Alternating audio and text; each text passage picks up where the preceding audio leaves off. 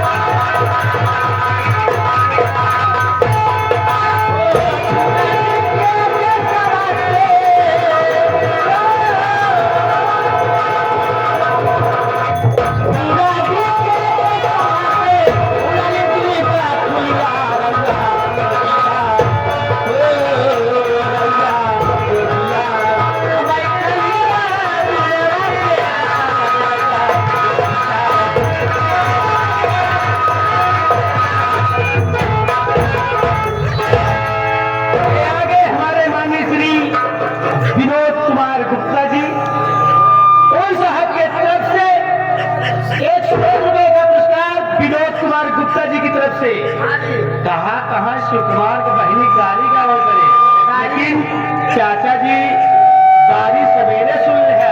Hello Dilip, मैं सही करो भैया, कैसी आवाज लग रही? आज सीटी मार रहा हो। सवेरे सुना भाई साहब, 6-8 बजे तक सुना, सवेरे गाड़ी ही इसको सुना सुनवाया। हो जाएगा, सुबह होगी गाड़ी।